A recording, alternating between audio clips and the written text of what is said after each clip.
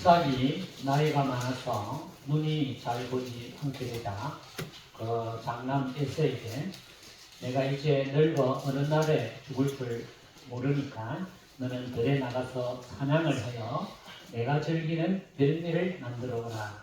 그러면 내가 죽기 전에 마음껏 내게 축복하겠다. 이 말을 들은 어머니는 자기를 좋아하는 야곱에게 너는 염소떼한테 가서 어린 양 염소 2마리를 잡아서 속히 내게를 가져오라. 그렇게 해서 너희 아버지가 좋아하시는 음식을 내가 요리해서 네가 가져가서 아버지의 축복을 받도록 해라. 그러니까 이 야곱이 아버지가 아들하고 큰아들하고 내하고 구분을 뭘 할 건 아니지 않습니까? 만약에 이게 발각되면은 축복은 고사하고 저주를 받을 건데 이를 어떻게 할 겁니까? 하니까 이놈아 내가 그 저주는 내가 다 받을 테니까 너는 내 새끼들만 해라. 그렇게 해서 야곱이 염소 새끼 2마리 어린 새끼 2마리를 잡아오니까 어머니가 아버지 잘 자시는 걸 잘 알지 않습니까? 요리를 맛있게 해서 또 그 털은 여기다가 양쪽 손에 입혀가지고 들려보냈습니다. 이제 이 아버지가 이삭이 아니 오늘은 어째 이렇게 빨리 잡아왔느냐 하니까 야곱이 하는 말이 하나님께서 오늘은 순적하게 만나게 해서 빨리 이렇게 잡아왔습니다 하니까 아버지가 하는 말이 목소리는 야곱인데 손은 에서의 손이로다. 그렇게 하면서 하나님께 기도해서 마음껏 야곱을 축복했습니다. 그래서 이제 야곱은 자기 집 방으로 돌아오게 됐고 잠시 후에 에서가 헐떡헐떡 이제 뛰어가서 이제 요리를 해서 아버지 이제 왔습니다 하니까 아니 네가 누구냐? 제가 에서 아닙니까? 그러니까 나는 이미 다 먹고 축복을 다 해준다. 그러니까 에서가 하는 말이 아버지 그래도 남아있는 축복은 없습니까? 나한테 줄 축복은 없습니까? 나는 네에게 줄 축복이 하나도 없다. 내가 너희 동생한테 다 해줬다. 그러니까 에서가 나와서 하는 말이 아버지가 돌아가실 때가 다 됐으니까 아버지가 돌아가시면 내가 반드시 내 동생을 내가 죽이겠다. 그렇게 했습니다. 그 말을 들은 어머니가 야곱을 불러놓고 너희 형이 너를 죽이려고 하니까 하가 내려앉을 때까지 잠깐만 내가 집에 좀 가 있거라. 그래서 애가 집으로 이제 길을 떠나게 된 것입니다. 야곱은 밤에 해가 져서 돌을 베고 잠을 잤습니다. 그런데 그때 꿈에 사닥다리가 하나 나타났는데 사닥다리의 땅에서부터 위로 쫙 솟아서 하늘 꼭대기에 닿았습니다. 거기 꼭대기에 가서 보니까 천사들이 그 꼭대기에서 오르락 내리락 하고 있었는데 그때 하나님의 음성이 들렸습니다. 하나님이 이렇게 말했습니다. 내가 너와 함께 있어 내가 어디로 가든지 너를 지키며 너를 이끌어 이 땅으로 돌아오게 할지라 내가 네게 허락한 것을 다 이루기까지 너를 떠나지 아니하리라. 야곱은 여기가 바로 하나님이 계시는 곳이다. 하나님을 만난 곳이다. 그렇게 해서 그가 일어나서 그 돌베개를 세우고 그 이름을 베델이라 하나님의 집이다. 그렇게 했다 하는 말씀이 창세기 27장부터 쭉 내용이 기록이 되어 있습니다. 우리가 생각해 볼 때 하나님의 축복을 받고 하나님의 위로를 받기 위해서는 내가 하나님 앞에 뭔가 잘해야 내가 하나님 앞에 기도도 잘하고 헌금도 많이 하고 전도도 많이 하고 이렇게 해야 하나님이 나에게 축복해 주시지 않을까. 우리는 늘 그런 생각을 합니다. 내가 먼저 하고 그 다음에 이제 하나님 나에게 그에 대한 대가로 나에게 축복해 주지 않겠는가? 그런 생각을 합니다. 성경은 좀 반대예요. 그런 거 없어도 하나님이 축복한다는 거죠. 인간은 태어날 때부터 좋을 수 없어요. 야곱은 태어날 때부터 욕심이 많았어요. 하나님 그거 보면 축복할 수가 없어요. 그런데 하나님은 그런 걸 안 봤어요. 하나님은 야곱이 자기를 믿고 있다는 그걸 봤어요. 그 믿음만 봤어요. 그 행위를 보지 않았어요. 그 믿음을 본 거예요. 믿음을 보시고 야곱이 어렵고 외롭고 힘들 때 하나님이 그에게 위로를 하셨다는 거죠. 내가 너와 함께 있어서 내가 어디로 가든지 너를 지키고 너를 이끌어 이 땅으로 돌아오게 할지라. 내가 네게 허락한 것을 다 이루기까지 너를 떠나지 않으리라. 이것처럼 야곱에게 큰 위로는 없는 것입니다. 우리가 살아가면서 세상에 큰 풍파를 만날 때 가장 필요한 것이 뭐겠습니까? 이 풍파를 이길 수 있는 힘이지 않겠습니까? 이 환난과 고난을 이길 수 있는 힘이지 않겠습니까? 그 힘은 어디에서 나오는가 하는 것입니다. 그 힘은 위로에서 나온다는 것입니다. 누구의 위로? 하나님의 위로에서 나온다는 것입니다. 물론 우리 인간의 힘도 인간의 위로도 굉장한 힘을 줍니다.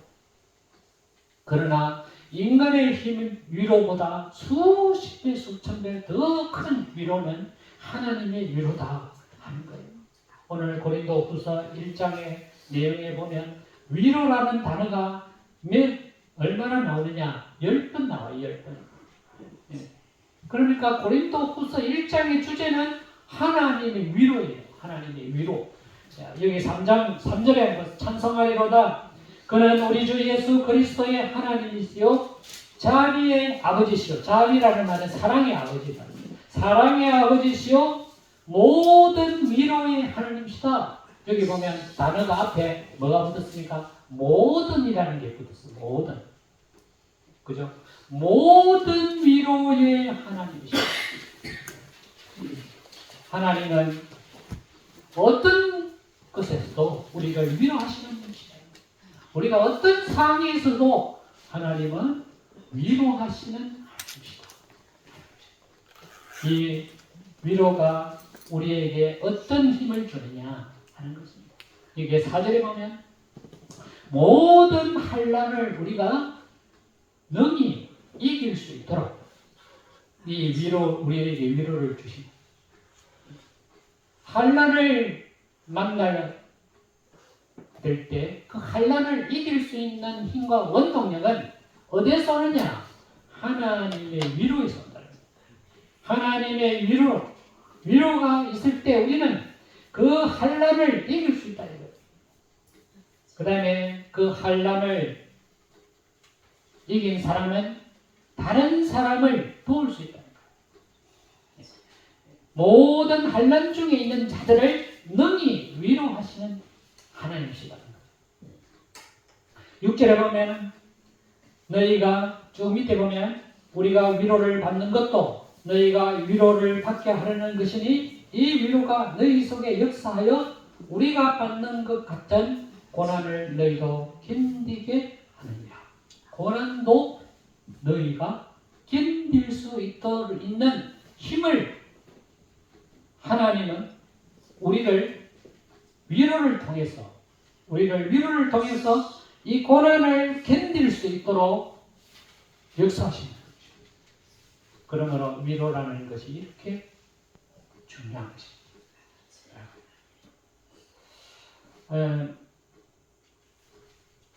이 고린도 교회를 개척한 바울이 고린도 교회를 개척할 때 어마어마한 고난이 있었어요.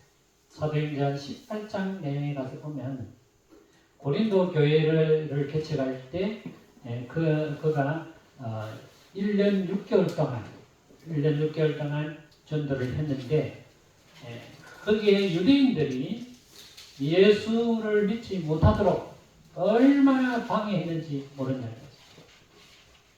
그러니까 이 바울이 살 소망이 없을 정도로 죽고 싶을 정도로 힘들었어요.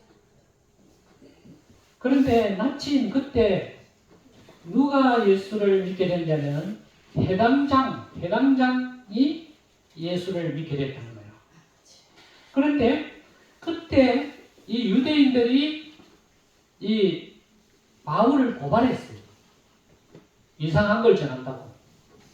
총독에게 이제 끌려가게 됐는데 그날 밤에 그날 걱정이 얼마나 됐겠습니까? 뭐 아는 사람도 없고 친족도 없고 생전 다른 어떤 타국에 가서 예수 전하다가 총독에게 불려갈 지금 상이 이제 처해져 있는데 얼마나 마음이 불안하고 얼마나 참 힘들었겠습니까? 그때 그 밤에 예수님이 환상 가운데 나타났어. 바울에게 말씀하실 때 바울아 두려워하지 말며 침묵하지 말고 말하라. 내가 너와 함께 있음에 어떤 사람도 너를 대적하여 해롭게 할 자가 없을 것이니 이는 이 성중에 내 백성이 많으니라. 여러분, 내가 죽고 싶을 정도로 어려울 때 만약에 예수님이 나에게 찾아오셔서 두려워하지 마라. 걱정하지 마라. 너는 죽지 않는다. 이렇게 말했다면 우리는 얼마나 큰 힘과 소망을 갖겠습니까? 예수님의 위로가 이렇게 큰 거예요. 그러나 1년 6개월 동안 죽고 싶을 정도로 힘든 그런 상황에 있을 때 예수님이 바울에게 찾아왔어요. 환상 중에 찾아왔어. 두려워하지 마라. 그리고 침묵하지 말고 네가 하는 대로 해라. 내가 너와 함께 있겠다. 어떤 사람도 너를 대적할 자가 없다. 너를 해롭게 할 자가 없다. 이 성중에 내 백성이 많다. 낙심하지 말고 네 하던 일 그대로 진행해라. 그렇게 예수님이 위로하신 거예요. 이게 이 말씀이 위로의 말씀 아닙니까? 위로의 말씀. 예. 어제 저녁에 생전 전화 잘 하지 않는 친구가 전화를 제 8시나 돼서 전화가 왔어요. 저한테. 그래서 웬일이고 싶어가지고 내가 전화를 받았죠. 하니까 대뜸 하는 말이 지금 네 병원에 있나? 이래요. 저하고 아니 내 집에 선택이 있는데 아니 소문에 네 지금 엄청 아프다는 소문이 지금 들어서 그래서 이제 병원에 이제 입원해가지고 있는 줄 알고 내가 전화한다고 그러더라고. 그래서 내가 사실은 몸이 안 좋긴 안 좋다고 그렇게 이야기했습니다. 사실을 이야기를 했어요. 어떻게 안 좋다는 사실을 쭉 이번 주에도 내가 병원에 갔다 왔는데 병원에서 하는 말이 이 병은 못 고치는 병입니다. 그 말을 합니다. 참 환자 입장에서 가장 듣기 싫은 이야기가 못 고치는 병이에요. 그렇지 않습니까? 환자는 병을 고치기 위해서 병원에 가잖아요. 그렇지 않습니까? 어떤 방법을 찾기 위해서 내가 이 병을 낫게 하기 위해서 어떤 방법이 있지 않을까? 이 현대의학이 발전된 어마어마하게 발전된 이 현대의학이 이 나에게 온 이 질병을 어떤 치료를 통해서라도 해주지 않을까? 그런 희망을 가지고 병원에 간단 말이죠. 그런데 병원에서 의사가 하는 말이 이거는 못 고치는 병입니다. 이런 말을 들을 때 마음이 어떻겠습니까? 저는 맨날 갈 때마다 그런 소리 듣거든요. 그러니까 그만 포기해라 이런 말이죠. 저보고 이거 고치기라고 하지 말고 포기해라. 근데 난 당장 죽는 명은 아니라니까. 당장 죽는 명은 아니니까 관리를 잘해라. 그 말. 네, 그 말을 내가 친구한테 했어요.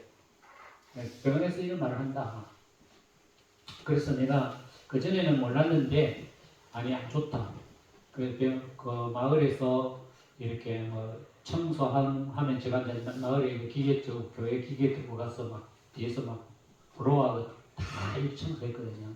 그런데 이제 지난번에는 청소하러 나오라 그러길래 이장한테 가서 내가 몸이 안 좋아서 이 부러워하는 네가 주는데 내가 청소는 못하니까 그래 좀 이해를 해달라. 그래 하니까 이장이 하는 말이 어디가 안 좋냐고 해보고 그래 이 배가 안 좋다. 그렇게 이야기해요. 그러니까 그러니까 아니 목사님 건강해야 되는데 그래 잘 알겠다고 그렇게 했어요. 그 친구가 이 이장님의 소문이 돌았는가 봐. 동네 아마 다 돌았어. 만난 분마다 목사님 건강해야 되는데 맨날 그 아무 소리다. 목사님 건강해야 되는데 예 뭐 잘하고 있습니다. 근데 그 친구도 어제 저녁에 내고 하는 말이 환경을 보면 여기가 최고 좋은 환경이라는 거예요. 자기가 하는 말이 이 선택이 맑은 공기에 정말 좋은 곳이다. 그 친구가 하는 말이 이런 말이에요. 내보고 목사님 내보고 하는 말이 이런 말 했어. 그 교회 잘 안 나오신 거야. 병원에서 못 고친다 해도 혹시 또 나을 수도 있다. 이런 말을 저한테요. 나을 수 있다. 왜? 이 사택에 사는 환경이 폐에 제일 좋은 환경이다. 그러니까 혹시라도 나을 수가 있다. 그걸 네가 어떻게 알 수가 없는 일이니까 건강 관리 잘 해라. 그런 말을 하고 전화를 끊었어. 근데 내가 그 말을 들으니까 대학병원 교수보다 나은 거예요. 대학 교수는 안 됩니다. 뭐 포기하시고 제대로 숨 잘 쉬시고 관리 잘하세요. 끝. 근데 내 친구는 나을 수 있다. 매번 그런 이야기를 하는 거예요.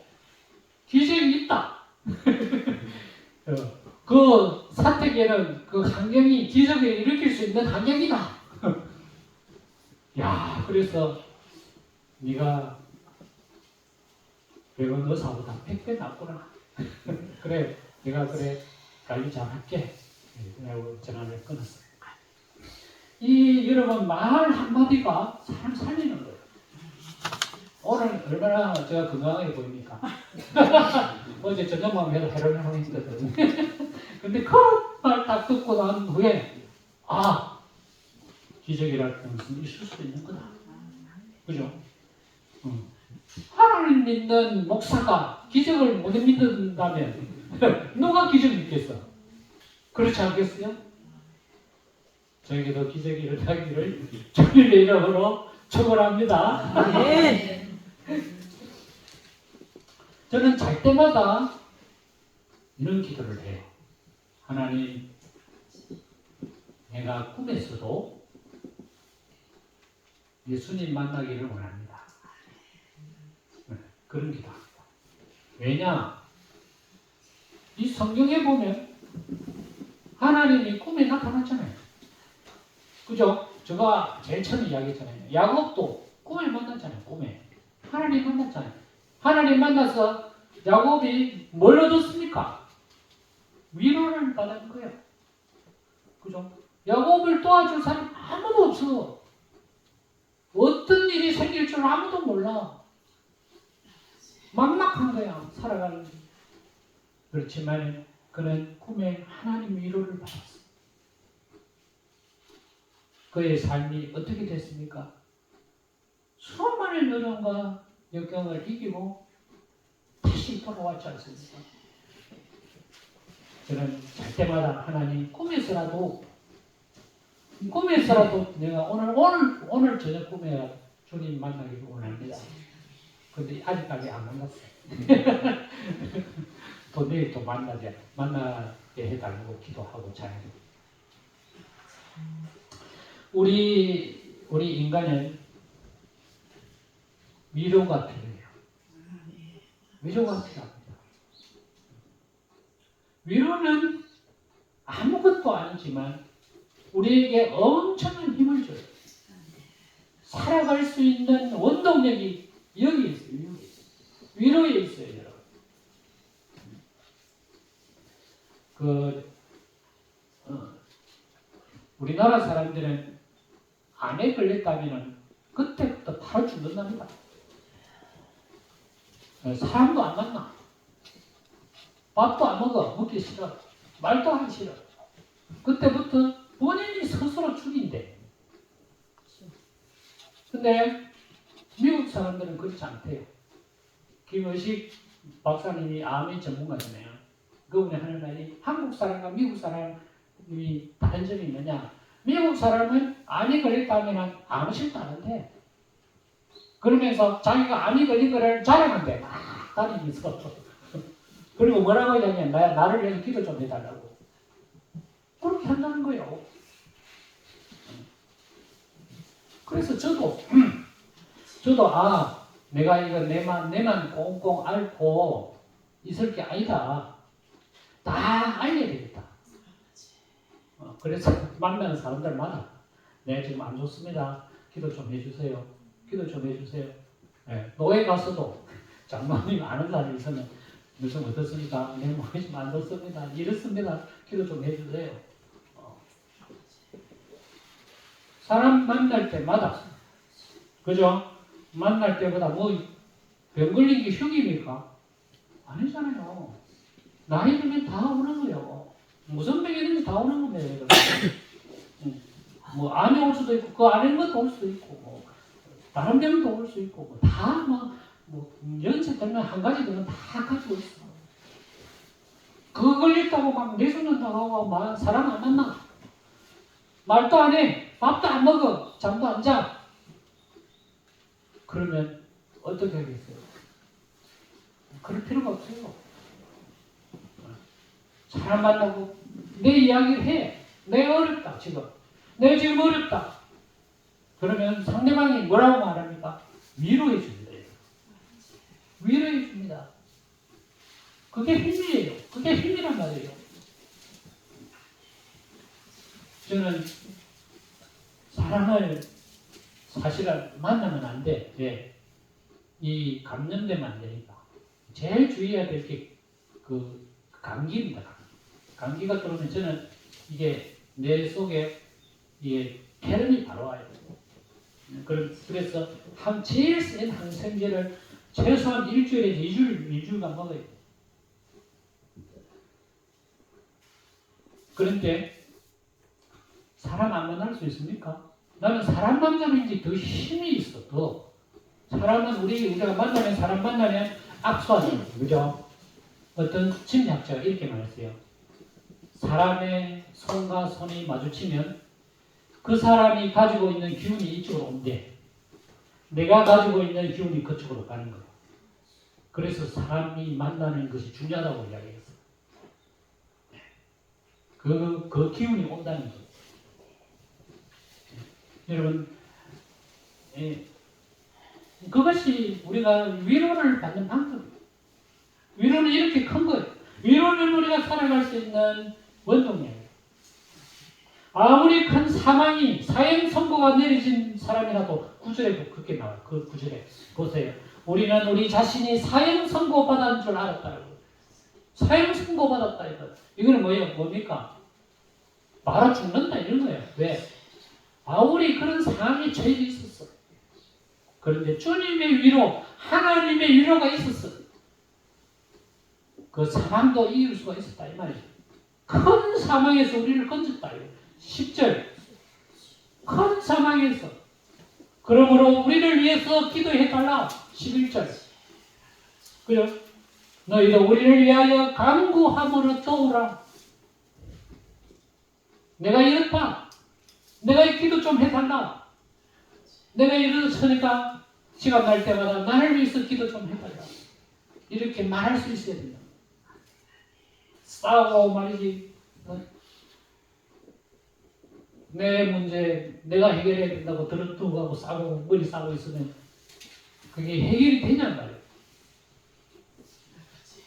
위로가 있어야 해결이 되는 거.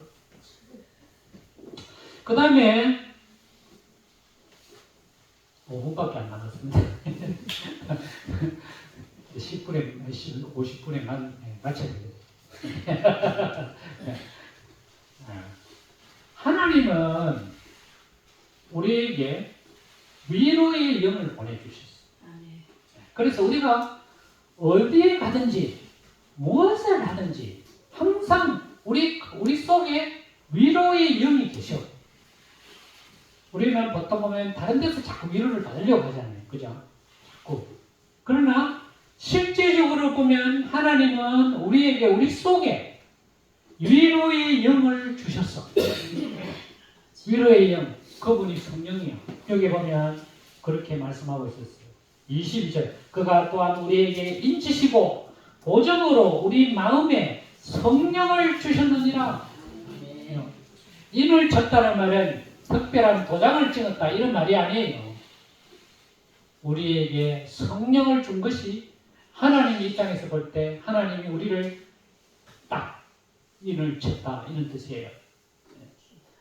이 성령은 뭐냐 하는 거죠. 이 성령은 하나님의 영인데 위로의 영이에요. 위로의 영. 우리를 위로하기 위해서 성령을 우리에게 주셨어. 그 위로의 영이 어디 속에 어디 있느냐? 내 마음에 있어. 내 마음 속에 있어. 그래서 우리가 어디에 가든지 무엇을 하든지 어떤 곳에 있든지 우리는 항상 성령의 위로를 받을 수 있어요. 우리가 하나님의 위로를 자꾸 어렵게 힘들게 받으려고 노력할 필요가 없어요. 이미 우리는 성령의 위로를 받을 수 있도록 우리 속에 어디를 가든지 하나님의 영이 우리를 위로하고 있어. 괜찮아. 괜찮아. 아무것도 아니야 그거.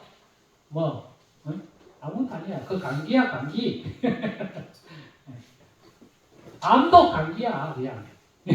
그렇게 생각하도록 하나님이 우리 속에 위로의 영을 주셨다.